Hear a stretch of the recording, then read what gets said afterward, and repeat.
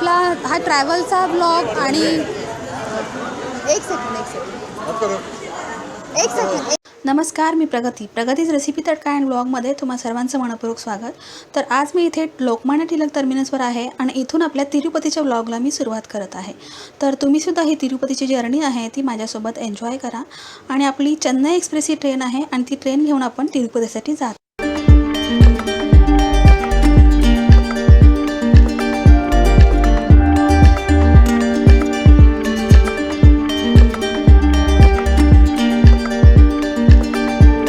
Ticket काढली होती तर त्याचे चार्जेस आहेत 2500. तर ट्रेनचा प्रवास लांब जाण्यासाठी खूप चांगला असतो. तर आम्ही दरवर्षी अशा प्रकारे ट्रेनने तिरुपतीसाठी प्रवास करतो आणि खूप एन्जॉयही करतो.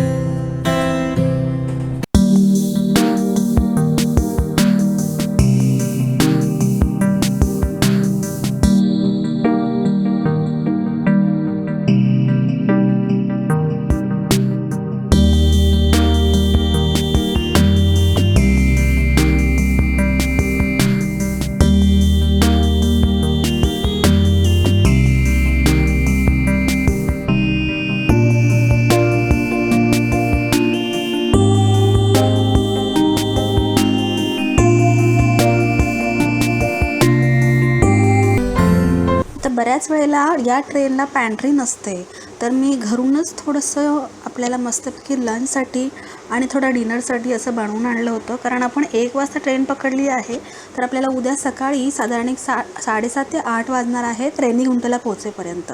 लंचनंतर मी असा थोडा मेहंदीचं डिझाईन इथे बनवलेली आहे, कारण आपल्याकडे बराचसा वेळ असतो ट्रेनमध्ये.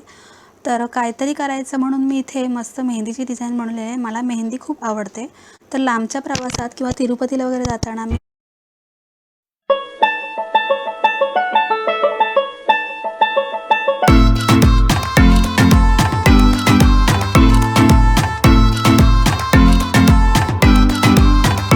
ते 6:45 वाजलेले आहेत. आता 1 ते 1.5 तास आपला प्रवास राहिलेला आहे तिरुपतीसाठी. तर इथे ही जी नदी दिसत आहे, ही नदी बऱ्याच वेळेला मी खूप वर्ष बघते, ही नदी पूर्णपणे कोरडी असते, सुकी असते, अजिबात पाणी नसतं. पण यावर्षी एवढा पूर आलेला होता तिरुपतीला आता या मागच्या 1-2 महिन्यापूर्वी, त्यामुळे ही नदी पूर्णपणे पाण्याने भरलेली दिसत आहे आपल्याला. पण आम्ही बघतो बऱ्याच वेळेला ही नदी पूर्णपणे सुकलेली असते. तर आता आपण थोड्याच वेळाने रेणीगुंटावर पोहोचणार आहोत. रेणीगुंटा जंक्शनवर उतरलेलो आहोत आपण. आता इथून आपण तिरुपतीमध्ये जाणार आहोत. म्हणजे रेणीगुंटा हे एक स्टेशन आहे. याच्यानंतर आपल्याला तिरुपती स्टेशनला जायचं आहे. तर तिथं आपलं रूमचं बुकिंग केलं. आपण आता तिरुपतीमध्ये पोहोचलेलो आहोत. साधारण अर्धा ते पाऊण तासाचा रस्ता आहे रेणीगुंटावरून तिरुपतीला येण्यासाठी. तर तुम्ही साधारण एक रिक्षा वगैरे पण घेऊ शकता. तिथे टमटम वगैरे अशा असतात, शेअरिंगने असतात किंवा डायरेक्टसुद्धा घेऊ शकतो. तर तिरुपतीमध्ये अगदी गोविंदराच्या मंदिराजवळ आपल्याला हे एक इथे श्रीनिवास गेस्ट हाऊस म्हणून आहे. तर तिथे आपलं रूम बुकिंग केलेलं होतं आणि हे सर्व बुकिंग आपल्याला ऑनलाईन करायचं आहे. सध्या तरी दर्शन वगैरे सर्व काही ऑनलाईनच चालू आहे. फ्री दर्शन वगैरे सर्व आता बंद आहे. तर आम्ही इथे श्रीनिवासमध्ये रूम बुकिंग केलेलं आहे. मला जे दिसत आहे ते माधव गेस्ट हाऊस आहे आणि याच्याच बाजूला आपलं श्रीनिवास गेस्ट हाऊस आहे. तर आपलं ऑनलाईन बुकिंग श्रीनिवास गेस्ट हाऊसमध्ये झालेलं आहे. तर आता आपण तिथे शिफ्ट करणार आहोत आणि तिथून आपण पुढे गोविंदराज आणि पद्मावतीचं दर्शन घेणार आहोत. तर सर्वात आधी आपण आपल्या रूममध्ये जाऊया. तर हा श्रीनिवास गेस्ट हाऊस आहे आणि आपण आता इथे एंटर करत आहोत. तर इकडे सर्वच गेस्ट हाऊस जे आपले तिरुमलाकडून असतात ते अशा प्रकारे असतात. तर आज आपण इथे खाली तिरुपतीमध्ये हे रूम घेतलेला आहे. हा खाली तिरुपतीमध्ये आपल्याला रूम मिळालेला आहे. आपण तिरुमलामध्ये नाही आहोत. तर तिरुपतीमध्ये हे अशा प्रकारे guest house Srinivas guest house आहे आणि येथील रूमचे चार्जेस वगैरे पण खूप कमी असतात. आणि इथे बऱ्याचशा गेस्ट हाऊसमध्ये तुम्हाला पहिले असं तिरुपती आणि पद्मावतीचे फोटोज वगैरे त्यांचे जे काही असे मंदिरसारखं वगैरे बनवलेलं असतं. तर छान असं इथं सर्व गेस्ट हाऊसमध्ये वगैरे एंट्रन्सला छान बनवलेलं असतं. तर इथे एक अशा प्रकारे कोणीतरी गिफ्ट केलेलं आहे. ते गोल्डचं मंदिर आहे, तुम्ही बघू शकता.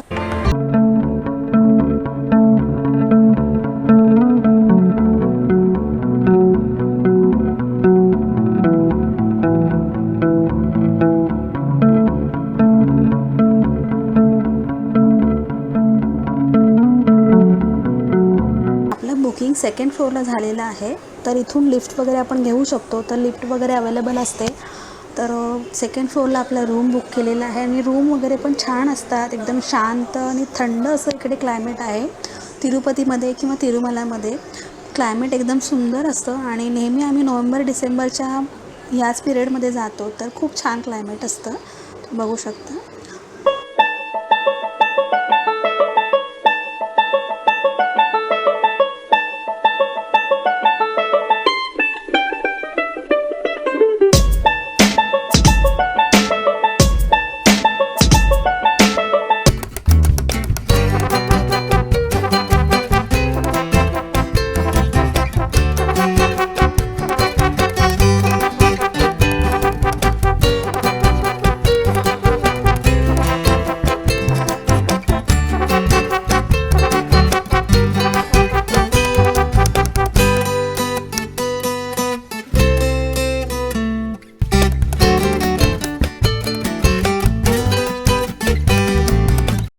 तर फ्रेश वगैरे होऊन आम्ही आता पद्मावतीच्या दर्शनासाठी आलेलो आहोत. तर सर्वात आधी आपण इथे पद्मावती आणि गोविंदराज करणार आहोत. तर पद्मावती गोविंदराज झाल्यावर आपण तिरुमलासाठी निघणार आहोत. जिथे तिकीट मिळते ते तिकीट काउंटर आहे, तुम्ही बघू शकता. तिकीट घेऊन आतमध्ये इथे हॉलमध्ये आपल्याला बसायला लावतात. तर अगदी एक 100-200 माणसं जशी होतील तसे ते लोक पुढे पुढे सरकवत असतात. नमस्कार. तर आपण आता इथे पद्मावतीचं दर्शन घेतलेलं आहे. तर माझ्या पाठीमागे जो गेट दिसत आहे तो पद्मावतीचा आहे. तर आपल्या ह्या 50 फीट स्पेसमध्ये आपल्याला मोबाईल वगैरे अलाउ नाही आहे, त्यामुळे मी इथून बाहेरून शूट केलेलं आहे. तर माझं दर्शन वगैरे झालेलं आहे आणि इथे मला पद्मावतीचा छान असा प्रसादसुद्धा मिळालेला आहे. बाहेरचा एरिया आहे तिथे मी थोडंसं तुम्हाला दाखवणार आहे, कारण इथे मोबाईल कुठेही अलाव नाही आहे. आणि दर्शनालासुद्धा आम्ही 20 रुपीची तिकीट घेऊन दर्शन घेतलेलं आहे, कारण इथे बऱ्याचपैकी पब्लिक पण आहे. आता सध्यासुद्धा 20 रुपयाची फी आणखी 100 रुपयाची असं इथे तिकीट रेट ठेवलेले आहे त्यांनी. तर मी 20 रुपीची तिकीट घेऊन इथे दर्शन घेतलेलं आहे. तर माझं दर्शन इथे छान झालेलं आहे, पण आपल्याला आतमध्ये शूट करता येत नाही. तर तुम्ही इथूनच बघू शकता. हा जो गेट दिसत आहे तो पद्मावतीचा आहे. तर आता इथून आपण गोविंदराजला जाणार आहोत. तर इथं थोडंसं शॉपिंग एरिया आहे, तर मी तुम्हाला थोडं दाखवते. आता आपण इथे एक शॉपमध्ये आलेलो आहे. अगदी मंदिराच्या समोरच हे शॉप आहे. इथे महाराष्ट्रात वगैरे जसे खलबत्ते वगैरे मिळतात, तर इथे सुद्धा ती प्रथा आहे. इथे सुद्धा ते मिळतात बऱ्यापैकी. तर इथे सर्व वुडनचं हसरी आहे, वुडनची तुम्ही बघू शकता. आणि इथे कॉपर, ब्रास म्हणजे पितळ आणि तांब्याची बऱ्यापैकी सर्व तांबे वगैरे आहे. जे पूजेला आपल्याला साहित्य लागतं ते सर्व आहे इथे. आणि थोडंसं मोठं शॉप आहे म्हणजे ह्या एरियामध्ये, त्यामुळे मी तुम्हाला इथे दाखवायला आणलेलं आहे. काय पूजेचं साहित्य लागतं ते सर्व इथे अवेलेबल आहे.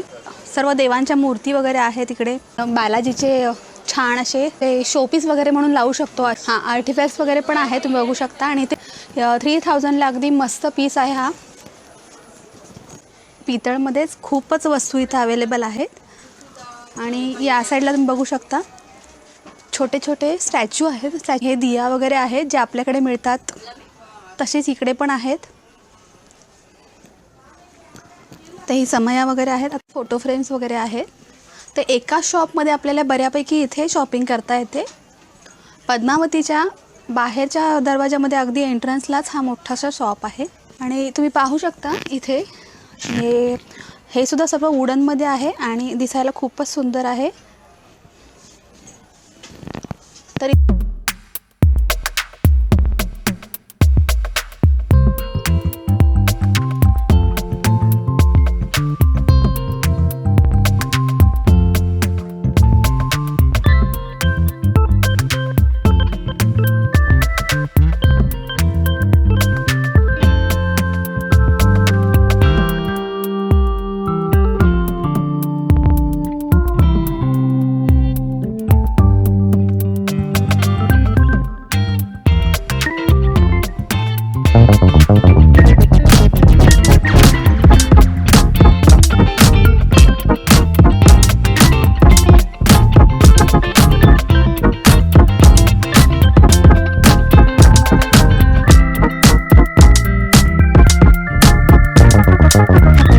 शॉप आहे जिथे आपण आपल्याला जी थोडीफार काय शॉपिंग करायची असते ती अगदी करू शकतो. बघू शकता खूप सारे छोटे छोटे शॉप आहेत इथे. आता आपण अगदी मंदिराच्या समोर उभे आहोत. इथे नारळ वगैरे आतमध्ये अलाव करत नाही, पण आपण जर नारळ घेऊन आलो तर इथे फोडायला वगैरे देतात आपल्याला.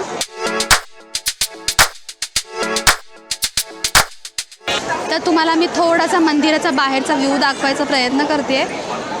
तुम्ही बघू शकता. तर ही मंदिराच्या इथे दर्शनाची लाईन आहे आणि त्याच्याबरोबर समोरच्या बाजूला इथे छान अशी फुलांचे हार वगैरे घेऊन बसलेले आहेत. खूप सुंदर अशी इकडे फुलं असतात जी देवीला आतमध्ये आपण वाहू शकतो. तर तुम्ही पाहू शकता इथे किती प्रकारची फुलं वगैरे आहेत, गजरे आहेत. तर खूप छान असा परिसर आहे हा. पद्मावतीचा रथ असतो, तर हे रथ ठेवण्यासाठी त्यांनी असं एक बॉक्स बनवलेला आहे. तो अगदी एंट्रन्सलाच आहे आणि ह्या साईड मला दिसत आहे ते 20, 100 आणखी फ्रीचे असे 3 लाईन्स आहेत. तुम्ही बघू शकता. इथे तुम्ही माझ्या पाठीमागे जे पाहत आहात इथे पद्मावतीचा प्रसाद मिळतो आणि इथे सुद्धा तिरुपतीसारखा लड्डू प्रसादच असतो. तर पर लड्डू आपल्याला इथे 10 रुपीज घेतो. तर इथून आता आपण ब्रेकफास्ट करून गोविंदराजसाठी निघणार आहोत. इथे आता आपण साऊथ इंडियामध्ये आहोत, तर ब्रेकफास्टसुद्धा आपण साऊथ इंडियनच करणार आहे. तर मी इथे मस्त असा मसाला डोसा खाणार आहे आणि मसाला डोसा खाऊन झाल्याच्या नंतर आपण इथून गोविंदराजसाठी जाणार आहे. आता इथे गोविंदराजला पोहोचलेलो आहे. तुम्ही बघू शकता. तर गोविंदराचा एंट्रन्स आहे हा. तर आपण आता आतमध्ये दर्शनासाठी जाणार आहोत.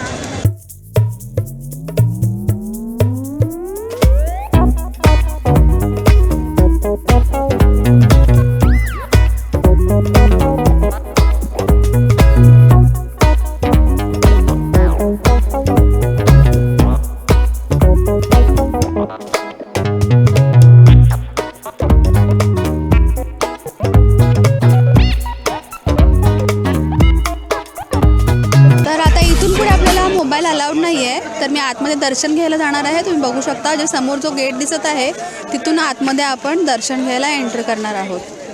मंदिराचं दर्शन झालेलं आहे. तुम्ही बघू शकता मी इथे एंट्रन्सला उभी आहे. तर आपला हा ट्रॅव्हलचा ब्लॉग आणि एक सेकंड पद्मावती आणि गोविंदराचं दर्शन पूर्ण झालेलं आहे आणि आम्ही इथं उभी आहे, गोविंदराच्या मंदिराच्या समोर उभी आहे. तर माझा हा ट्रॅव्हल आणखी पद्मावती गोविंदराचं दर्शनचा ब्लॉग इथेच संपत आहे आणि सेकंड पार्ट आपण आता तिरुमला हिल्सपासून सुरुवात करत आहोत.